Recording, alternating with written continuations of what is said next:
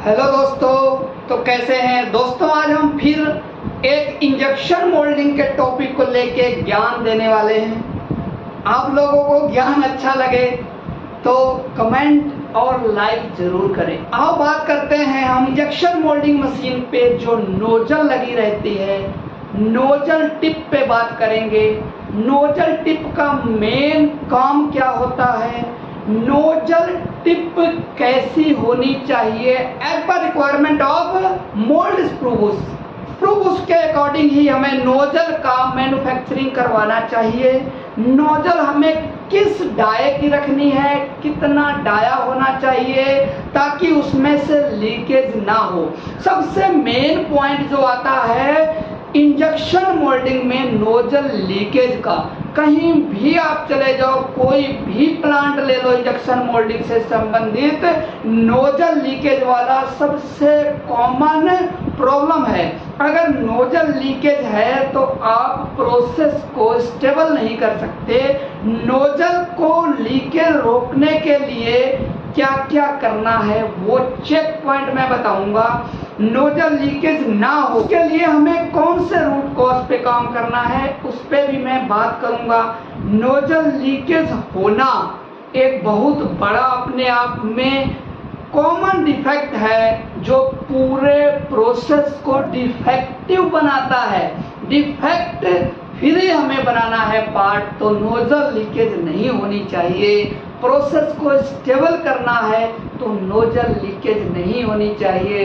Nozzle leakage होने से क्या क्या डिफेक्ट आ सकते हैं उस पे बात करेंगे। वीडियो को स्टार्ट होने से पहले आप लोगों से रिक्वेस्ट है, जो मेरे लिए नए हैं, मेरे चैनल के लिए नए हैं, प्लीज मेरा चैनल सब्सक्राइब करें। उसके बाद स्टार्ट करते हैं। नोजल कितने प्रकार का होता है, नोजल का डाया कितना रखना चाहिए, नोजल को लीकेज होने से हम कैसे बचा सकते हैं। जैसा कि आप जानते हैं कि नोजल टिप है जो वो बैरल के सबसे आगे हिस्से में लगी रहती है, जिससे होकर मेल्ट मटेरियल स्प्रूबुस के थ्रू अंदर जाता है मोल्ड के और पार्ट प्रोड्यूस होता है। मींस मेल्ट मटेरियल उस नोजल के थ्रू मोल्ड के अंदर हम इंजेक्ट करते हैं, वो होता है नोजल टिप। अगर मैं बात करूं कि नोजल टिप कितने प्रकार की होती है,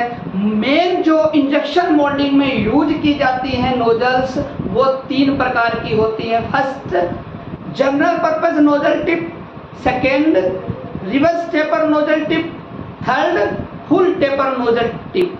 हम इन नोजल टिप्स का यूज करते हैं इंजेक्शन मोल्डिंग में। मेन स्प्रूबुस को देखते हुए उसके हिसाब से इसका डिजाइन करते हैं, रेडियस करते हैं, होल मैचिंग करते हैं जिससे कि लीकेज ना हो।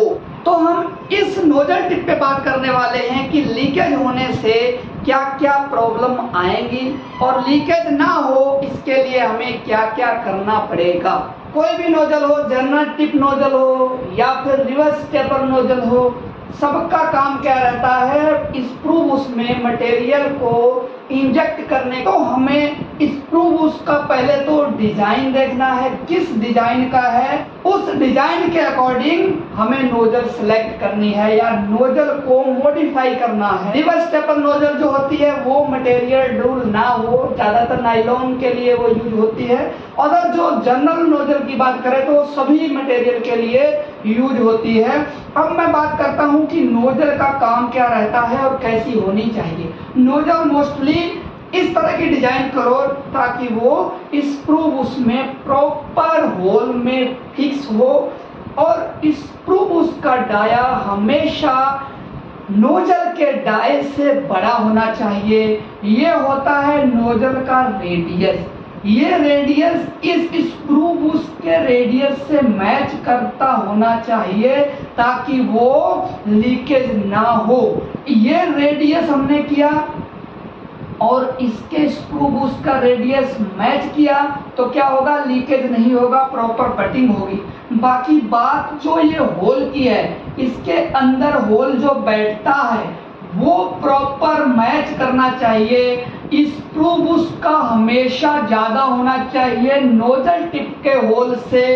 1 mm ज्यादा कर लो, 1.5 mm ज्यादा कर लो, 1-1.5 mm या 2 mm, इस लेवल तक आपको इससे स्क्रू बुश का डाया बड़ा रखना है ताकि ये यहाँ फिट हो जाए और जो इससे मटेरियल प्रेशर के साथ अंदर इंजेक्ट होना है वो लीकेज ना हो। अगर इस नोजल का डाया बड़ा होगा और स्क्रू बुश का जो डाया है वो कम होगा तो क्या होगा, यहाँ से मटेरियल लीकेज होने के चांस रहते हैं। जब आप प्रेशर लगाएंगे तो मटेरियल जो साइड से निकलना है वो यहाँ से नोजल से लीकेज होने लगेगा। इसलिए हमें स्क्रू बुश का डाया बड़ा रखना होता है, नोजल का डाया छोटा रखना होता है।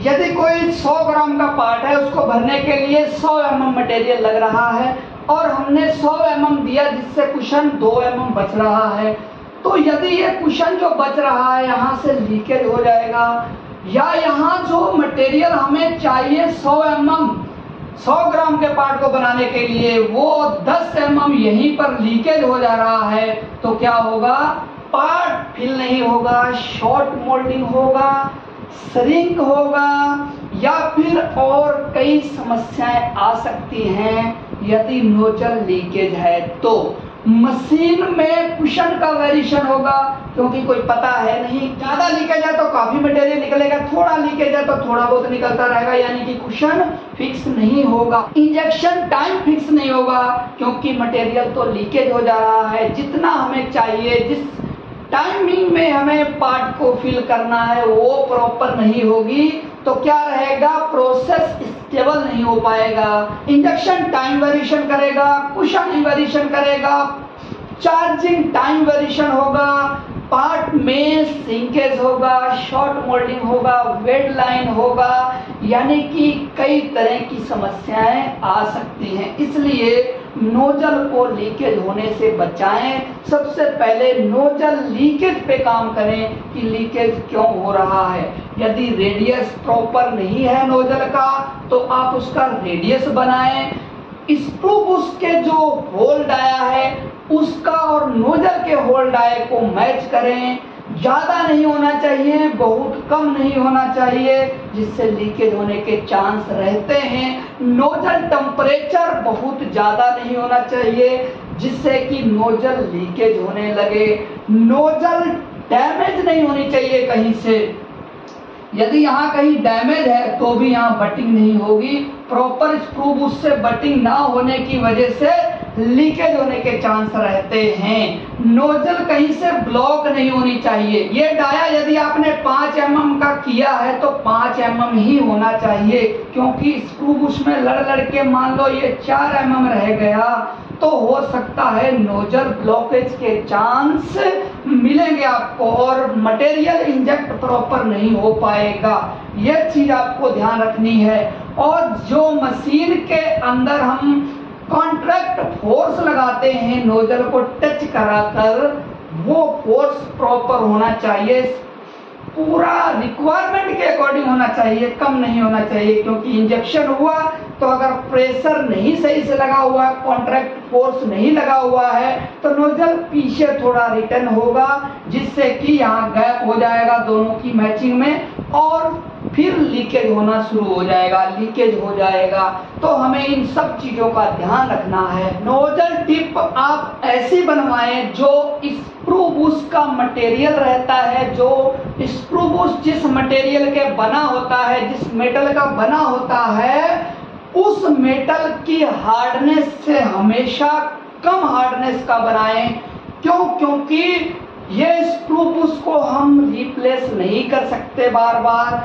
नोजल टिप को तो हम चेंज कर सकते हैं, इसका स्पेयर पार्ट्स भी रहते हैं हमारे पास जिससे कि डैमेज होने से बचता है। यदि ये मटेरियल हार्ड होगा तो क्या होगा, इसको जिस शेप में लाना है, जैसा चाहिए वैसा बना देगा जब हम प्रेशर से नोजल को टच कराएंगे। यदि नोजल का मटेरियल हार्ड है, नोजल बनाने का जो मटेरियल हार्ड है, तो स्क्रू बुश को डैमेज कर देगा। ज्यादा प्रेशर से लगने से स्क्रू डैमेज होने की वजह से लीकेज आने लगेगा, तो हम इस पे काम नहीं कर सकते। दूसरा, इसका जो रेडियस कराना होता है या इसका होल का डाया जो बढ़ाना होता है, तो नोजल टिप यदि हार्ड मटेरियल की है तो वो करने में सारी कठिनाई आती है। इसलिए हमें क्या करना है, स्क्रू के मटेरियल के अकॉर्डिंग हमें नोजल का जो मटेरियल यूज करना है वो यूज सॉफ्ट मटेरियल करना है, ताकि नोजल लीकेज होने से बचे और कई सारी समस्याओं का समाधान हो जाए। यदि नोजल का टेम्परेचर ज्यादा है तो भी लीकेज होगा, नोजल का टेम्परेचर बहुत कम है तो भी लीकेज होगा। यदि हॉट रनर मोल्ड है तो आगे उसका मटेरियल इंजेक्ट होने की जगह नहीं है, टेम्परेचर कम है, गेट प्रॉपर नहीं खुल रहा है, तो भी लीकेज होने के चांस रहते हैं, क्योंकि प्रेशर से मटेरियल तो हम इंजेक्ट कर रहे हैं लेकिन उस प्रेशर से अंदर मटेरियल फिल नहीं हो रहा कैविटी के, तो भी हो सकता है लीकेज। यदि कोई गेट बंद है, कोल्ड रनर में गेट बंद है तो भी लीकेज होने के चांस रहते हैं। और यदि वाल गेट बंद है और हम इंजेक्शन कर रहे हैं, यानी कि गेट तो फिर भी बंद होंगे, तो भी लीकेज होने के चांस रहते हैं। इन सब चीजों को अवॉइड करें और पहले से ही आप चेक करें, चेक पॉइंट चेक करें कि नोजल लीकेज हो तो नहीं रहा। अगर हो रहा है तो किस कारणवश हो रहा है, उस कारण पे आपको काम करना है प्रॉपर, फिर वो नोजल लीकेज नहीं होगा, प्रोसेस स्मूथ होगा। नोजल का डाय पे भी ध्यान दें कि स्क्रू उसके डाय से थोड़ा छोटा हो, इतना भी नहीं कर देना है कि नोजल बहुत बड़ी हो जाए और आपका रनर फिर से फंसने लगे, या कोल्ड रनर होगा तो प्रॉब्लम आएगी। ये सारी चीजों को ध्यान रखते हुए नोजल के डाया को बिल्कुल ध्यान में रख के ही उसका होल बढ़ाएं या घटाएं, रेडियस प्रॉपर करके रखें ताकि लीकेज ना हो। कैसा लगा वीडियो कमेंट करके जरूर बताएं। Thank you so much.